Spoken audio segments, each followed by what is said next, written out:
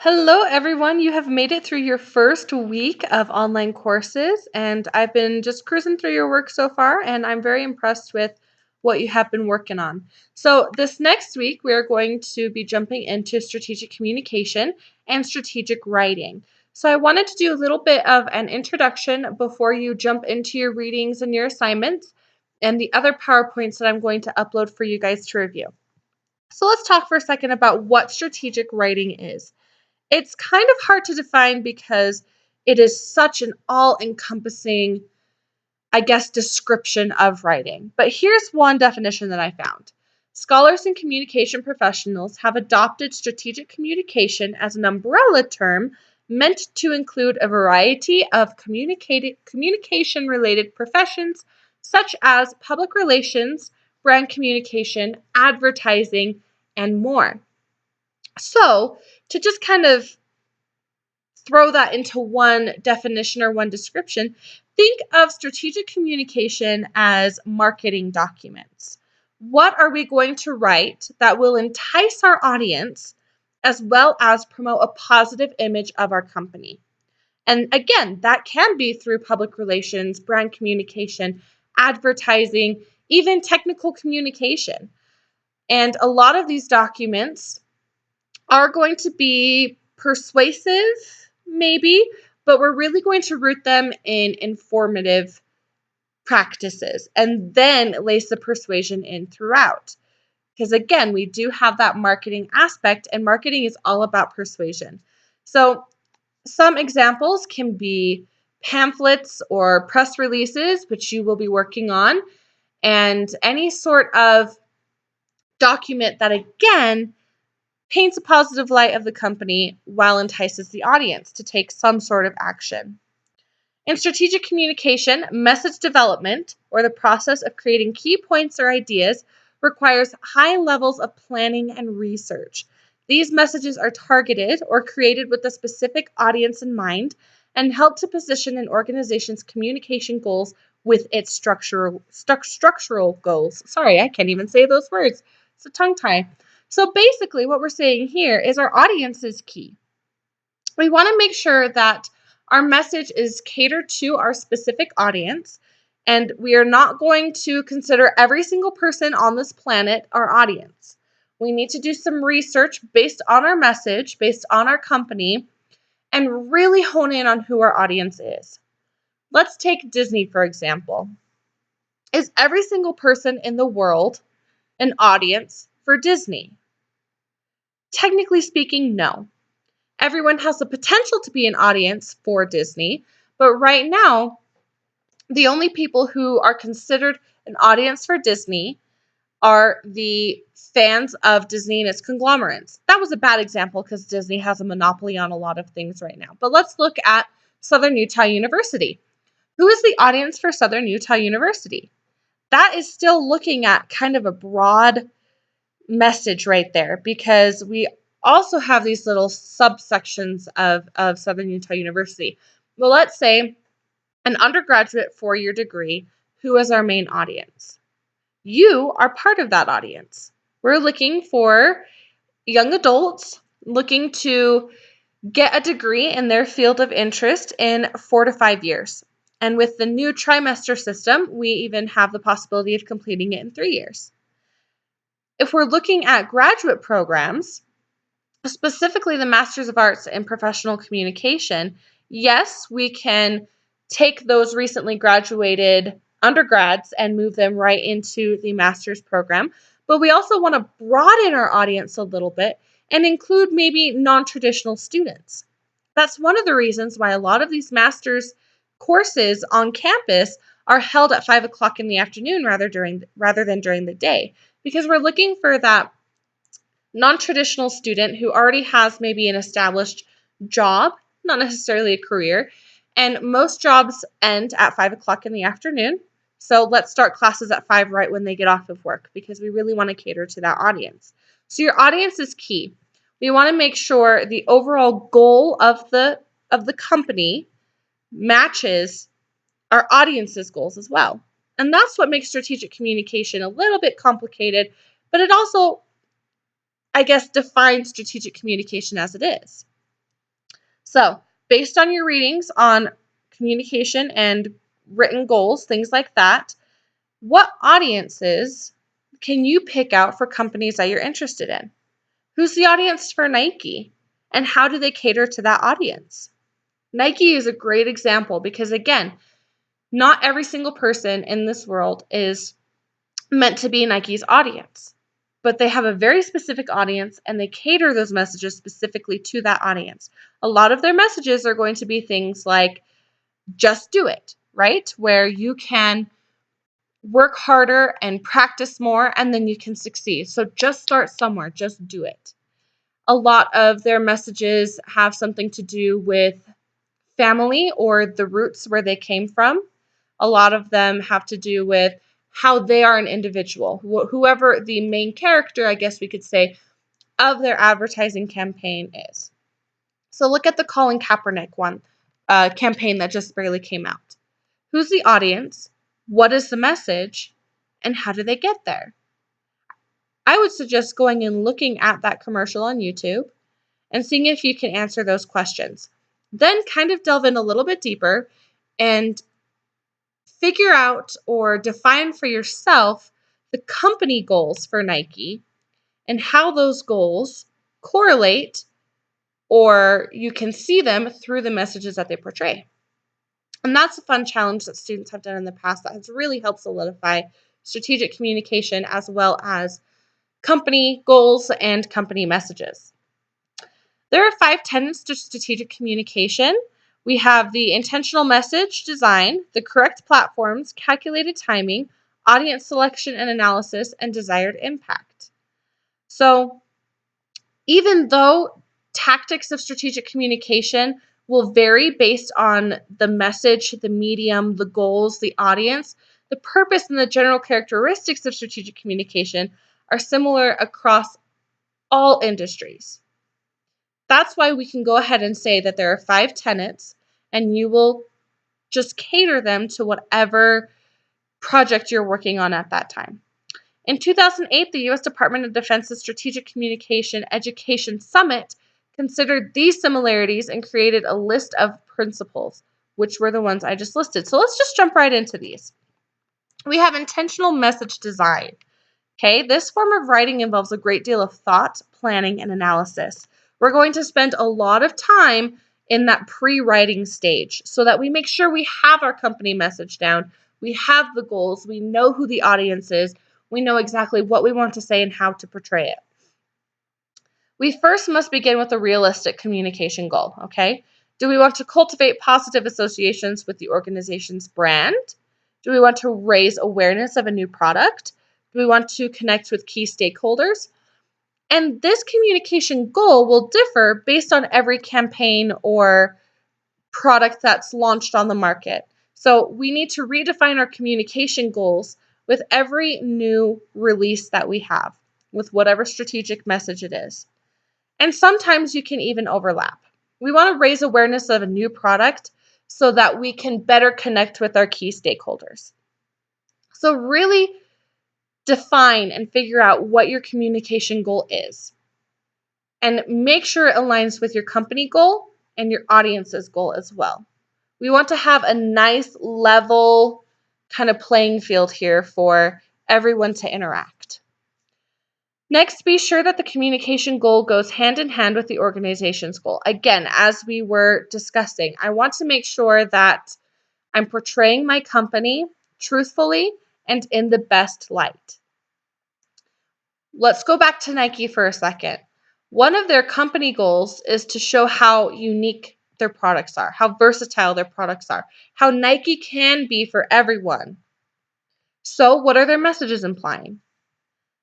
Their new campaign is based in individuality. I am a unique human being. I have a unique experience that nobody else has had before. So we can kind of see how those goals and messages correlate. Next, we need to release our information on the correct platform. So once you have your audience determined, you will be able to understand, I guess, more clearly where you should release your information. So go where your audience is. And we're no longer focused on the few major news stations, magazines, and radio stations because we really have boomed in this digital era.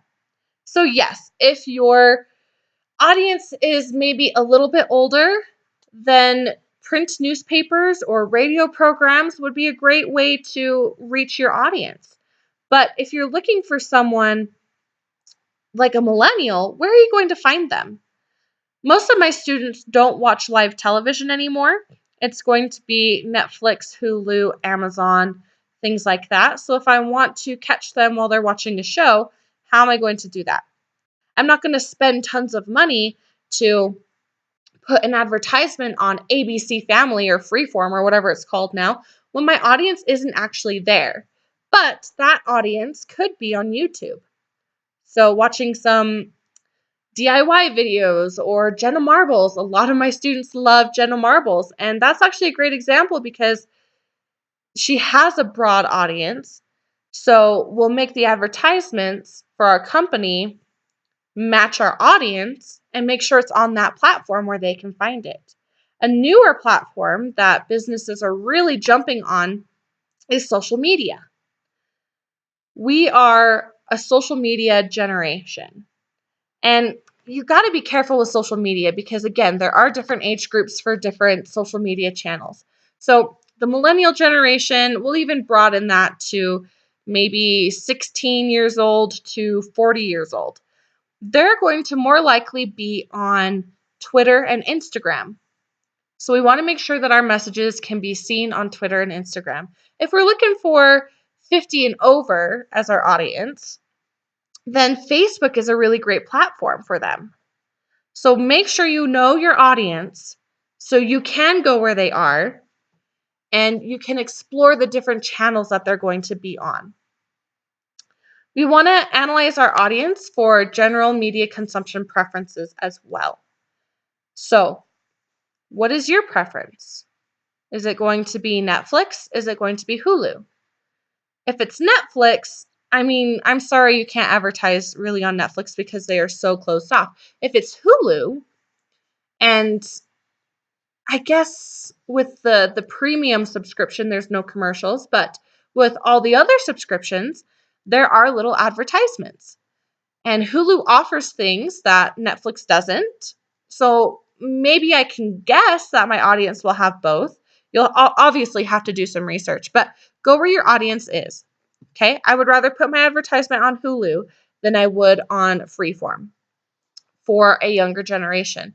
For an older generation, like my sweet 83-year-old grandpa, I would maybe want to put an advertisement on Fox News or CNN or maybe a news station rather than Hulu. He can't even get the DVD player to work. I don't expect him to figure out how to get Hulu to work. So really analyze where your audience is for their general media consumption, okay? And then make your messages fit that platform. Hulu, you want very short messages. You're not going to want the 1.5 minute long messages that you see on television at 3 o'clock in the morning when your grandma and grandpa can't sleep, right? We want very short 30-second messages. On social media platforms, again, we do want shorter messages. That's why a lot of these advertisements on social media have their basic hook where they give you the basic information and then you have to click on the advertisement for more. So make sure that your message fits the platform. Next, we have calculated timing. This is actually a bit more intense than maybe we think it is. But if you do some research, and I will expect you to do a little bit of research in the future for this type of channel and information, things like that, we know that our audience is going to be on the channel, whatever channel it is, more at a certain time than at another time. So if you just go to Pinterest and look up social media time or just do a basic search like that, you'll see all these different pins and graphics of when the most people are on Instagram, Twitter, Facebook, WhatsApp, things like that. And that's when we want to put our message on social media. The message and platform don't matter if your timing is off, because if your timing is off, your audience will not see your message. And then you've just wasted all sorts of time and money that your company could have used better. Your timing is dependent on your topic, your platform, and your audience. Remember that. What is your topic? What is your, who, I guess, is your audience? Sorry, not what. Who is your audience? And when is your audience going to be on the platform that you've researched to be the best platform to submit this information? This is a very, very important step. All of these are important steps, and they interweave so that our message is seen and our message is heard even. Next, we have audience selection and analysis. Okay, now something to consider with these 5 tenets is they're not necessarily in order, but they're all equally important. So I would suggest doing your audience selection and analysis as soon as you have completed your communication and company goals. We want to make sure that our goals are there so that we can align them with our audience and make sure that we're hitting that target audience rather than just shooting our message out into the random vortex of the internet and see what happens. We really want to calculate how we're going to get our audience. And this takes practice, which is why we're doing the assignments that we're doing. Always keep the message goal in mind so that you can choose the correct audiences to help you meet that goal. Usually, our audience's goals will align with our company's goals, okay? Because you're choosing that specific audience that has the same goals of your company. Taking a broad approach and targeting everyone is not the best way to succeed. Again, you can't just shoot information out there and hope it just pings off of someone and then they're interested. That, again, is why this is strategic communication.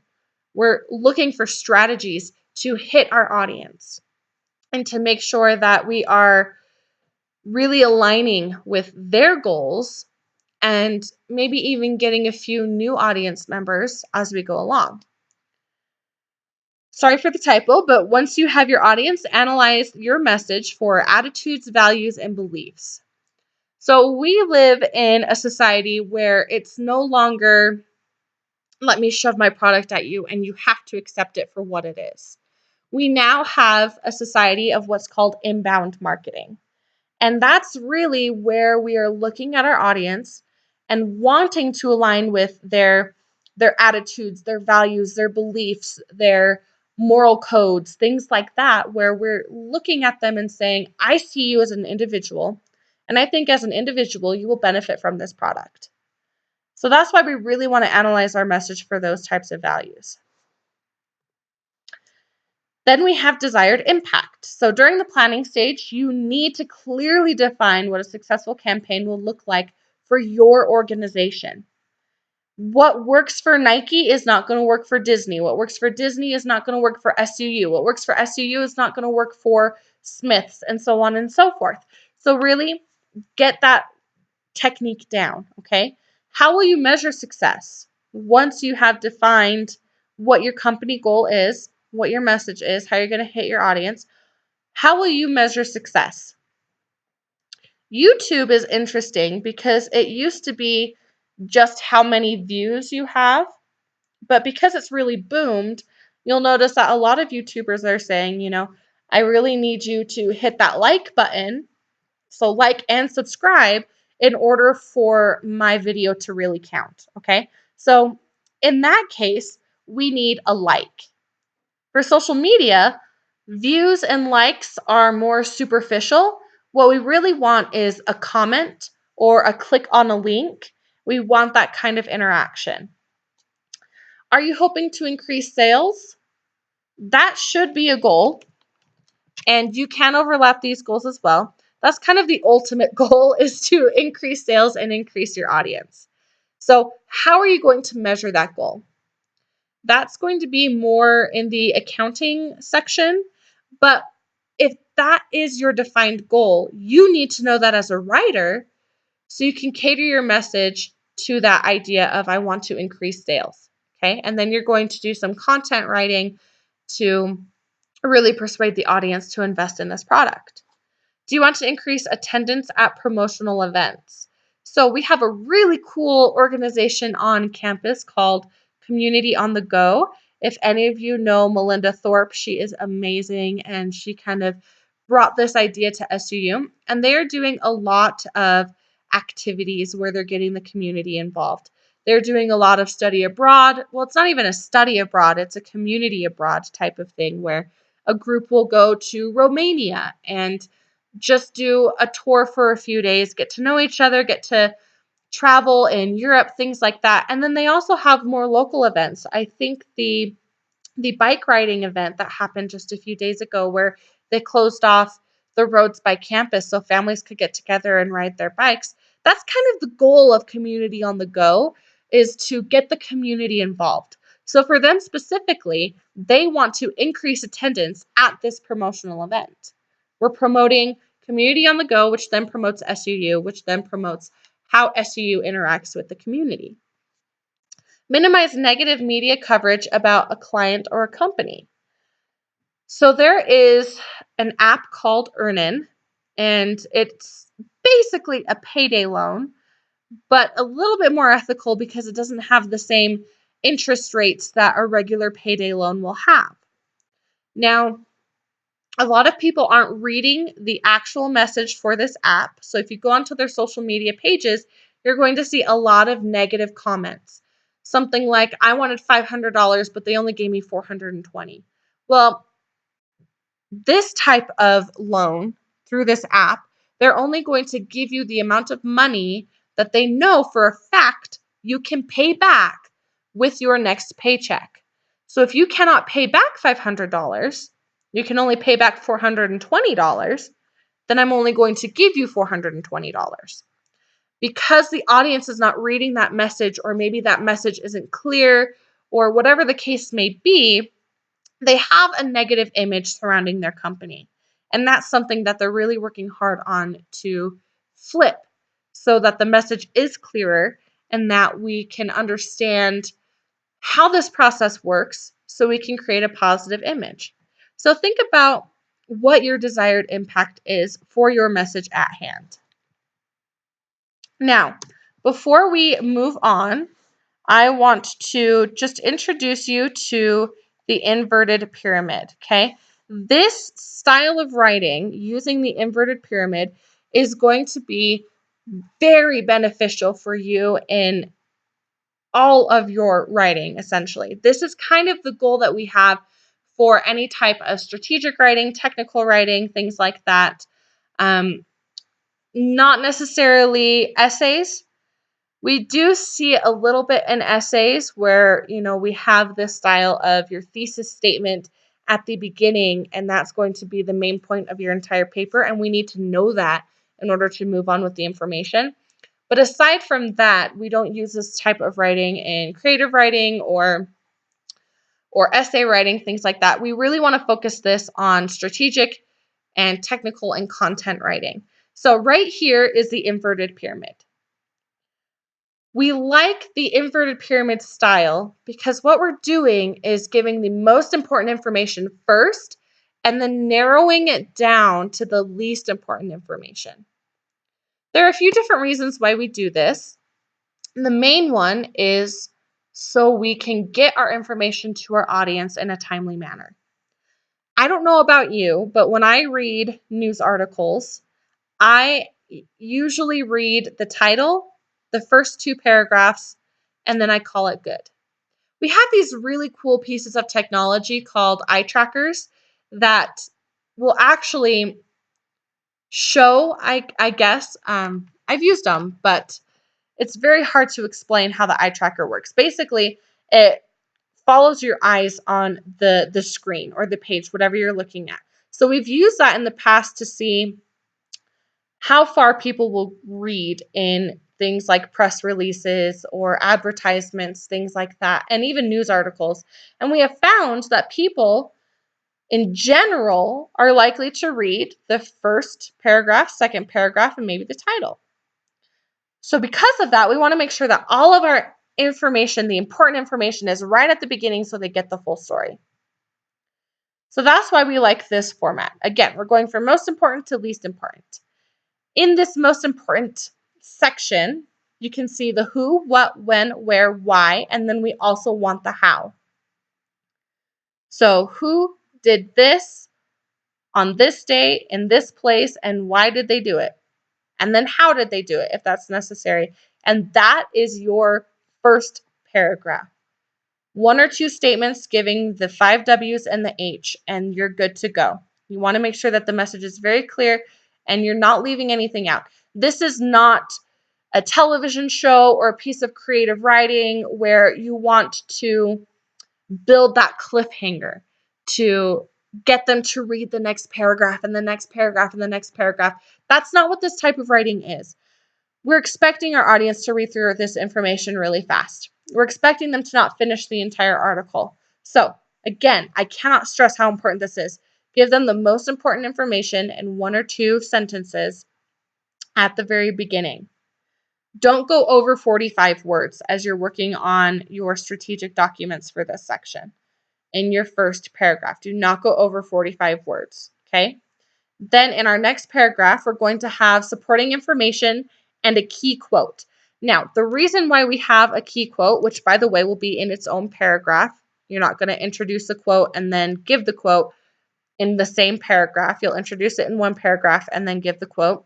Anyway, the reason why we have the quote so soon in this type of writing, whether it's a press release or a pamphlet or a news article, whatever it is we really want something for our audience to grab onto and remember. And we do remember quotes. Not only that, but it also gives kind of a boost to our information, a credibility, I guess you could say, where we're having this outside source give us a quote to really give us that credibility.